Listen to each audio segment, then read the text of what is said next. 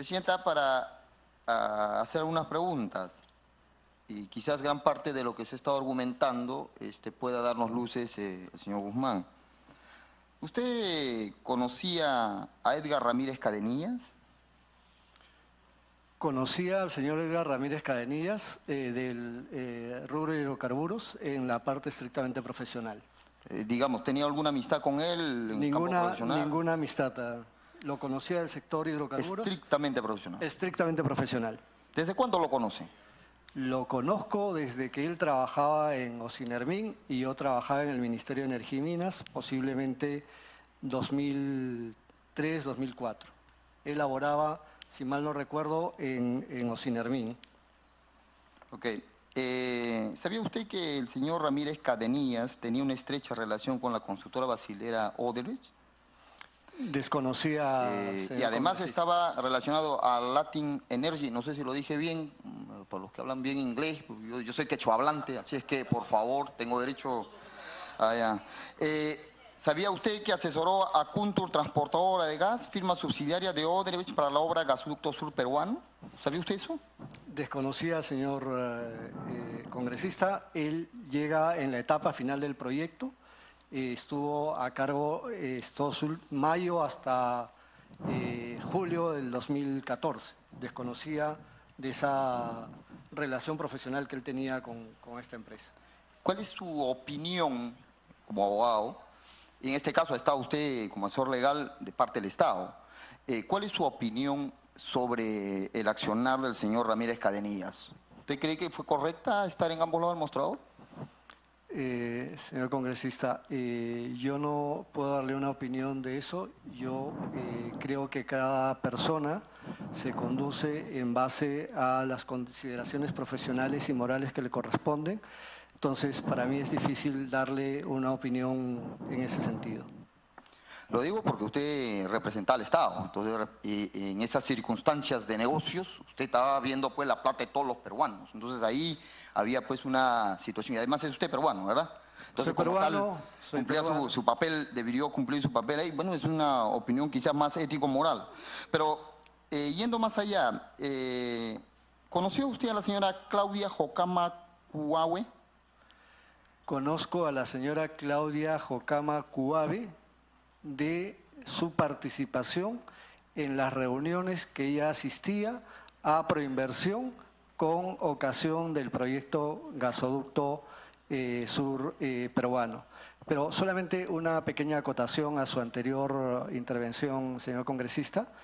Yo soy peruano y quechohablante como usted, soy apurimeño, pero adicionalmente señalar que yo colaboré con Proinversión como asesor externo. Obviamente, quien sí era representante del Estado porque era un funcionario público era el señor Edgar Ramírez.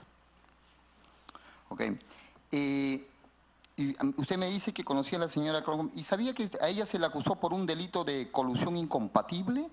Por esto de sobrevalorar en 7.000 millones de soles, de dólares, ¿sabía usted eso?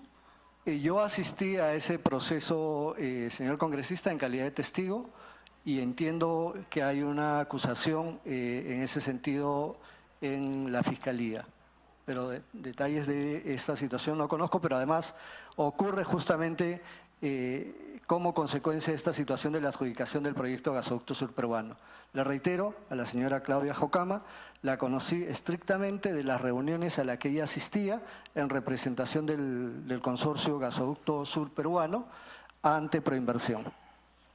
¿Sabía usted de alguna reunión que tuvo el señor Edgar Ramírez con la señora Claudia Jocama, ¿cierto? Que era un agente autorizado del consorcio Gasoducto Sur Peruano, Odebrecht y Enagas? Usted conocía bastante ese tema. Con el objetivo de adjudicarle la buena pro, ¿se reunieron para transar eso? ¿Ustedes conocían algo de eso? Señor, desconozco absolutamente eso. Yo le reitero, las reuniones en las que yo participé fue estrictamente en Proinversión, con presencia de los miembros del comité, del jefe de proyecto y demás personal de Proinversión, estrictamente para atender los requerimientos que pudiera generarse en mérito de este proyecto, pero no conozco de esa reunión que usted señala. ¿Cómo inicia su vinculación con Proinversión? Porque usted fue asesor legal. ¿Cómo se da ese proceso? Sí, hace un rato lo señalé, pero lo reitero, señor congresista. A mí me convoca para hacer parte de este proyecto el señor Guillermo Lecarnaqué y el señor Luis Sánchez Torino, personas a las que yo no conocía hasta antes de esa entrevista. Entiendo que finalmente toman la decisión de incorporarme como asesor legal externo a este proyecto por la experiencia que yo tenía previamente, que era haber trabajado en el Ministerio de Energía y Minas, justamente como contraparte de los contratos de concesión de la infraestructura de transporte de Camisea y de la distribución de gas natural de Camisea. Luego pasé a trabajar a Pluspetrol, que era el operador del lote 88, ¿no es cierto? Trabajé 5 años ahí, viendo estrictamente los temas de gas natural, y luego trabajé en una empresa de distribución de gas natural que hace la distribución de este recurso en Ica, y acompañé la construcción de un ducto de más de 200 kilómetros que va desde Humay hasta Marcona. Entonces, un poco esta experiencia es la que finalmente termina por la convocatoria que me hace Proinversión para colaborar con ellos. La pregunta venía más porque era importante saber quién finalmente a usted lo contrata, ¿no? Y dice usted que el señor Guillermo Lecarnaqué, ¿no? Él es el que finalmente lo contrata y bueno, pues lo relaciona a usted como asesor legal externo, ¿no? Porque eso es importante que lo aclare, porque hasta hace algunos días se decía que era un asesor técnico bastante alejado, ¿no? Que no tenía. Y sí, y usted cumplió un papel importante. ¿Por qué? No solo por su experiencia, porque acá tenemos también su hoja de vida, y su experiencia es importante en el tema energético. Usted es un especialista en el tema energético, entonces conocía bastante de lo que estaba pasando, y además conocía el entorno, porque uno se hace especialista en un tema porque conoce el entorno, conoce los principales actores, en fin, sabe en qué se está moviendo y por lo tanto puede ayudar de alguna manera a su cliente que lo contrata para que pueda llevar adelante. Eso era importante. Y la otra pregunta es, si usted sabía, o por lo menos tenía usted, o quién recomendó para que puedan dar sus opiniones estos dos estudios de abogados, ¿no? El Delmar Ugarte y Echecopar. ¿Quién fue el que, o Echecopar, quién fue el que recomendó que esos estudios de abogados lo hagan? ¿Tenía conocimiento usted de eso? Señor congresista, yo hace un momento lo he precisado, pero lo comento nuevamente. Quien hace la coordinación directamente para la contratación del estudio Echecopar son los miembros del comité. Y es absolutamente entendible. A partir de ese informe que debían recabar del estudio Echecopar, se iba a tomar una decisión trascendente y con mucha responsabilidad. El señor Edgar Ramírez, cuando se ha presentado ante esta comisión, ha señalado con absoluta claridad que recurren al estudio Echecopar y especialmente a la persona de Jorge Danós, porque es un especialista reconocida en materia de derecho administrativo. Debe ser de los abogados más reconocidos en el medio en esta materia, ¿no? Segundo, el estudio Echecopar ya le prestaba asesoría de forma reiterada a Proinversión, ¿no? Y yo quiero aprovechar para señalar, porque en algunos de medios de prensa han querido vincular esta contratación del estudio Echecopar y la presencia de mi esposa. Mi esposa trabajaba en un área absolutamente distinta al señor Danós. Ella trabajaba en el área de recursos naturales, no era el mismo área donde digamos en el cual despachaba el señor Danós, y es importante señalarlo que el señor Danós era socio de este estudio y mi esposa era una abogada asociada principal. Ok. Usted cuando hace el informe, prácticamente ratifica la posición de estos estudios de abogados, ¿correcto? No, señor congresista. Cuando se hace, pero voy a apreciar la pregunta, discúlpeme usted. Cuando usted hace la opinión, con el caso de que había dos empresas que competían y uno no había cumplido, o había ciertos parámetros que hacían de que estas empresas una de ellas debía salir del concurso, digamos. Usted, hay una opinión que da los estudios de abogados, y usted cumple un papel de ratificar eso. ¿Cómo fue el asunto? Ahí si nos puede aclarar. Señor congresista, yo reitero, yo no generé ningún informe ni ratifiqué nada del contenido del informe del estudio Delmar.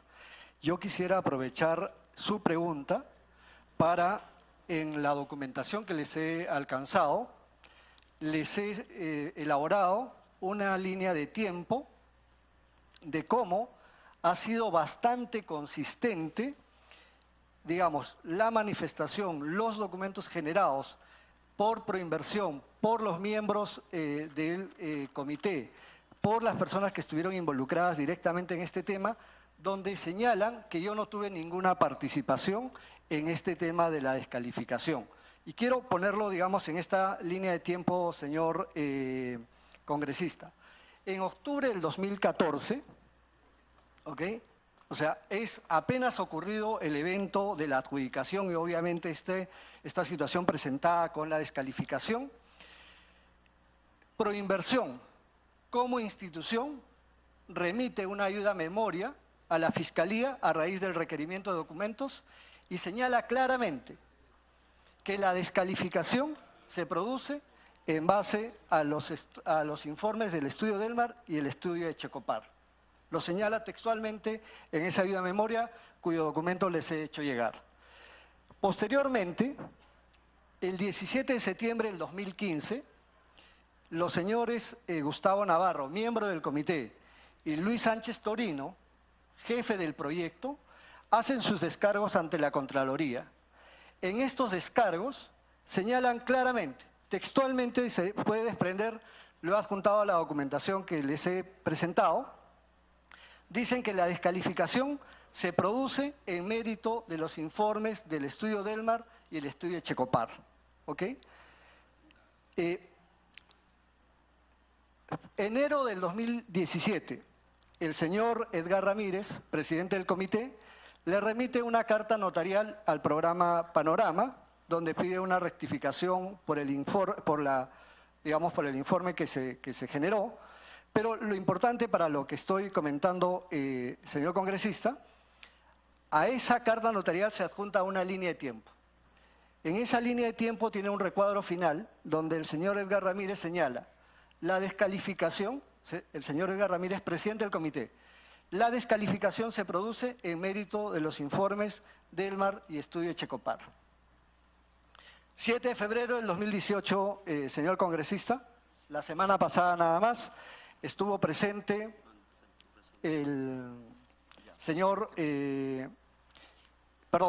previo a esto, 23 de febrero del 2017, una entrevista que otorga el señor Eleodoro Mayorga a la revista Caretas, donde señala igualmente que la descalificación se produce en mérito de 2 informes de estudios de abogados. Obviamente yo era una persona natural, no era un estudio de abogado. ¿Ok? 7 de febrero de este año, o sea, la semana pasada, vino el señor Gustavo Navarro y señaló claramente que la descalificación del consorcio Gasoducto Peruano del Sur se produce con ocasión de los informes del estudio Delmar y el estudio Checopar.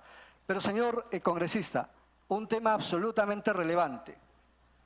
Mayo del 2016, el señor Edgar Ramírez se presenta ante la Comisión PARI.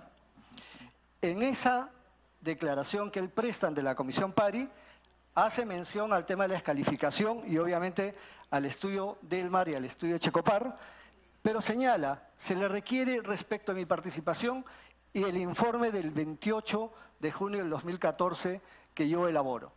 Y el señor presidente del comité señala explícitamente que lo que a mí se me requiere es un alcance respecto al contenido del informe del estudio Delmar. Lo señala claramente el señor presidente del que fuera el Comité Pro Seguridad Energética, que estuvo a cargo del gasoducto subperuano. Lo que quiero relevar, señor congresista, es que en el tiempo ha sido consistente tanto lo señalado por Proinversión y como los funcionarios que estuvieron involucrados en este proyecto de gasoducto sur peruano, que yo no tuve ninguna participación en el tema de la descalificación. La documentación se les ha dejado en la documentación que he acompañado y está todo esto que he indicado, señor congresista. Háblenos del documento del 28 de junio de 2014 que usted hoy ha señalado, que usted llama un alcance. ¿Qué cosa contenía el alcance? ¿Qué cosa hablaba usted en ese documento? El documento este que llama usted alcance, que no sé si tendrá un número. Sí, es un informe, no recuerdo si es el 028. Usted lo firma, ¿eh? Yo lo firmo. Porque lo tenemos acá. Ya. ¿Qué dice en conclusión eso, en resumen? En resumen, si usted, y además es bastante concreto en la parte de conclusiones, señor congresista, cito el texto de las bases y cito respecto de ese texto de las bases, qué es lo que ha señalado el estudio del mar. Y lo cito textualmente. No fraseo, no reproduzco, cito textualmente. Básicamente, reproduzco los temas centrales en los cuales se basó el estudio del mar para opinar por la descalificación. O sea, digamos usted, porque no todos eran abogados, supongo, usted traduce ese informe del mar y dice usted, estos son las cosas que son lo más importante de este informe. ¿Es lo que usted dice? No traduzco nada, señor congresista. Lo único que hago es, cito el texto de las bases y cito lo que ha señalado el estudio del mar respecto a ese texto de las bases, en mérito del cual ellos determinan la descalificación. Digamos, usted hace una suerte de ayuda a así es. ¿no es cierto? Algo más sucinto, si quiere llamarlo. Más sucinto, que pueda ser digerible, digamos, para... Así es. Ok. Entonces, ahí sí viene a pie la pregunta esta que le decía yo, y vuelvo a lo anterior, ¿no? ¿No le parece usted que usted hace una suerte de, bueno, no pretendo yo faltar, porque yo soy un eminente abogado, hace una suerte de coro a lo que estaba haciendo, si se siente ofendido lo retiro, lo que estaba presentando el señor Delma, el grupo Delma? ¿Y sabe por qué le digo esto? Porque está por demás demostrado que tantos estos dos estudios de abogados, y usted lo conoce, porque usted conocía el entorno, estaban pues vinculados a Odebrecht, ¿no? ¿No es cierto? Uno de ellos, y acá está publicado inclusive en su página web, ¿no? Que era su cliente favorito, era Odebrecht, en su página web, Delmar. ¿No es cierto? Dice que sus clientes eran Odebrecht. Y lo dicen, no nosotros, lo está diciendo el propio estudio de abogados, yo lo tengo aquí a la mano. Lo dice, se lo leo. Dice, asesor regular de Graña y Montero, Ferroviaria, Graña y Montero S.A., Ferroviarias, Odebrecht, Especial Sistema, en fin, todas sus empresas, incluye los proyectos que ha estado. ¿Quién lo publica? Ellos mismos. Entonces, es importante que para nosotros, que usted nos pueda decir que al dar una opinión sobre ese tema, bueno, usted dice una opinión, no, sino es una ayuda a memoria, una suerte para que puedan digerir, y usted ha sido contratado para opinar, para poder ser asesor legal, y el asesor legal generalmente opina sobre el hecho, da su opinión, claro, el titular es el que decide. Entonces, y acá se nos ha presentado documentos en la cual usted ha sido contratado, y tenemos el TDR también. Sucintamente, díganos, ¿cuál era el papel que cumplía ahí, cuál era su función? Porque acá está el TDR, pero habría que saber, a través suyo, cuál eran las funciones en las cuales se le asignaba en su trabajo a lo que fue usted contratado. Ok, señor congresista, de lo manifestado puedo, digamos, ver dos alcances en su pregunta. La primera,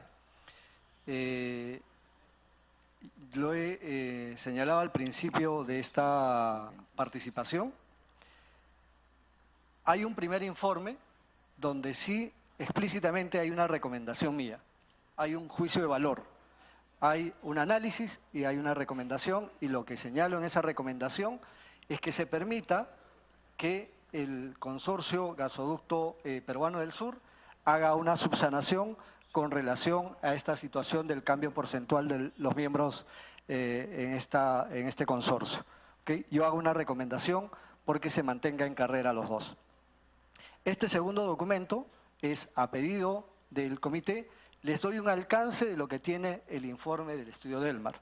Y yo lo reitero, señor congresista, no solamente es una apreciación mía, lo ha señalado claramente el presidente del comité ante la Comisión PARI. Y yendo a la segunda inquietud, yo soy un abogado especialista en temas regulatorios y brindé, como usted puede ver, y me doy, digamos, tengo la evidencia que usted ha revisado, yo le brindo específicamente asesoría en temas regulatorios que tienen que ver, por ejemplo, con el acompañamiento en la negociación, en la asesoría del acuerdo de entendimiento con el consorcio Camisea para el tema del suministro del gas natural, obviamente para viabilizar este proyecto. Los lineamientos de acceso a los consumidores iniciales a la infraestructura de transporte. Esos fueron, digamos, como los dos trabajos más relevantes. Y luego hay unos encargos muy específicos que me hace Proinversión respecto de algunas cláusulas del contrato, el tema de las servidumbres, el tema, digamos, de los permisos y la secuencia de los permisos que se tienen que requerir para, digamos, tener claro cómo va a ser el derrotero del proceso de construcción de la infraestructura. El mecanismo para el ajuste del costo de servicio, digamos cómo iba a operar todo ese mecanismo. Esas es básicamente las labores que yo le presto a Proinversión. Como usted puede ver, son temas muy específicos vinculados a temas regulatorios. Ok, ¿por qué dejaron sin efecto la carta número 26? Esta carta número 26, ¿por qué lo dejaron sin efecto? Luego que se emitió, por supuesto. ¿Sabe usted? Lo he señalado igual, señor congresista, en la primera parte, pero yo lo reitero. Efectivamente, el comité, ante la recomendación que hacemos el día 27 de junio, mi persona y el señor Norman Segarra, de permitir que siga en carrera el otro consorcio, genera una comunicación. Es justamente el mérito del primer informe que hacemos. Saca una comunicación al Consorcio Gasoducto Peruano del Sur, diciéndole que tienen tiempo para subsanar hasta el lunes 30, que era la fecha en que tenía que abrirse los sobres a las 10 de la mañana, por eso es que se le da como plazo de subsanación lunes 30 a las 9:30 de la mañana. ¿Ok? Entonces, esto ocurre el viernes 27. Generamos este informe que yo le señalo con el señor Norman Segarra, el viernes 27, en esa misma fecha se saca esta carta, dándole la oportunidad de subsanar al Consorcio Gasoducto Peruano del Sur. En el interín, digamos, en tanto transcurría el plazo para la subsanación, el 28 de junio se recibe el informe del estudio Delmar y el 29 el informe del estudio Checopar. Ambos informes recomendaban la descalificación y señalaban que debía dejarse sin efecto la carta que se había cursado el viernes 27 de junio. Por lo tanto, es en mérito de esos informes del estudio Delmar y del estudio Checopar que decide dejarse sin efecto esta carta que inicialmente fue cursada el 27 de junio. Me pide una interrupción la congresista. Sí, congresista Vilca Toma, tiene la interrupción. Muchas gracias, presidenta. Gracias, congresista Morales. Este momento es oportuno, señora presidenta, para que nuestro invitado nos pueda explicar cuál es la diferencia entre su informe, el de fecha 27 de junio de 2014, y con el informe que finalmente presenta el estudio Delmar, considerando que la razón por la que se genera toda esta controversia es porque el mismo día que presentan el sobre 2, minutos antes, ¿no?, este consorcio, que al final fue descalificado, comunica la variación en la participación de los integrantes del consorcio. Ese hecho genera la controversia. El informe de nuestro invitado detalla ese hecho, los minutos, la situación, hace un análisis de la fecha en la que se publicaron las bases e indica que esta carta presentada minutos antes a la presentación de los sobres del sobre 2, no debía ser tomada en cuenta. Y que lo que correspondía finalmente, desprendiéndonos ya de estas conclusiones, era que el consorcio tenía que mantenerse en su declaración jurada inicial, que ya establecía cuál iba a ser el porcentaje de participación de los integrantes del consorcio. Dice, no tomar en cuenta dicha carta en vista de que el plazo para la recomposición de los consorcios venció el 20 de junio del 2014. en ese sentido, que nos pueda explicar técnicamente, pero de manera entendible, cuál es la diferencia entre su informe y las conclusiones del informe alcanzado por la empresa Delmar, Presidenta. Señor Guzmán. Sí, señora congresista. El día 26 de junio, a las 10 de la mañana, iniciaba el acto público para la presentación del sobre 2, que era básicamente una propuesta técnica de cómo iba a ser más o menos el proyecto, y una serie de documentos, entre ellos una declaración jurada que señalaba que la participación porcentual que se había indicado en el sobre número 1, que indicaba que cada miembro tenía 25%, eran 4 miembros, se mantenía inalterable. ¿Ok? Y adicionalmente... Interrupción de la congresista Vilca Toma. Congresista Presidenta. Costa. Gracias, Presidenta. Solo para precisar, esa declaración jurada está referida exclusivamente a la participación de los consorcios en el consorcio o está referida a toda la documentación que hasta ese momento se ha presentado o que ese día se está presentando. Esa es la pregunta. ¿Es una declaración jurada solo sobre cuánto de participación tiene cada consorcio en el proyecto o está referida a toda la documentación presentada en el marco de ese concurso? Una de las declaraciones juradas en el sobre 2 señalaba claramente que la participación indicada en el sobre número 1, creo que era un anexo 6, se mantenía inalterable. Es decir, que aquello que habían señalado en el sobre número 1, que se presentó el 29 de mayo, al 26 de junio se mantenía inalterable. ¿Eso qué implicaba?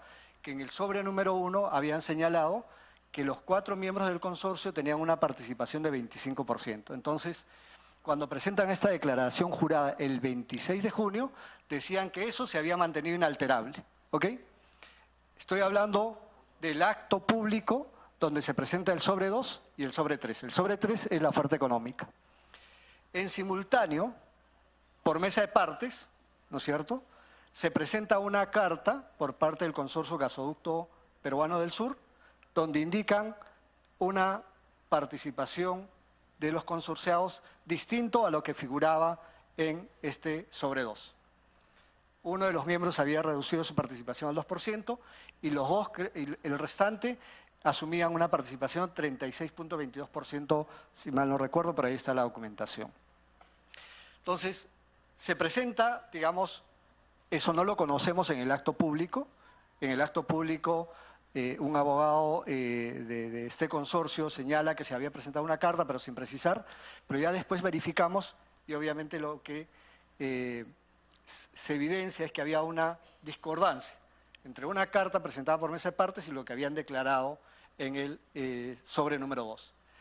Por ello es que en este informe, en el informe que suscribo conjuntamente con el señor Norman Segarra, el 27 de junio, decimos, ante esta situación, lo que debe pedirse es que se ratifique que lo que se mantenía vigente era lo que señalaban en el sobre 2, porque era una declaración jurada, además que era concordante con lo que se había presentado en el sobre número 1. ¿Ok? Y es en mérito de esto que el comité, a través del presidente, remite el mismo 27 de junio una carta al Consorcio Gasoducto Peruano del Sur pidiendo que en vía de subsanación ratifique que mantenía esta participación porcentual señalada en el sobre número 2. ¿Cierto? Y, digamos, lo que de alguna manera se estaba era permitiendo que siga el concurso con ambos postores. Lo he señalado. En ese mismo informe le decimos al jefe del proyecto que se haga la consulta al asesor especializado. Tenía un asesor especializado en la materia, ¿no es cierto? Era el estudio Delmar. Y es por eso que se recibe el informe del 28 de junio del estudio Delmar y además hacen la consulta adicional al estudio de Checopar y se recibe el informe del estudio de Checopar el 29 y ambos coinciden en que lo que correspondía era la descalificación. Y en mérito de esas recomendaciones, digamos, hay dos, que se deje sin efecto la carta que se había enviado el 27 de junio y obviamente que se proceda con la descalificación del Consorcio Gasoducto Peruano del Sur. Una precisión más, la congresista Vilca.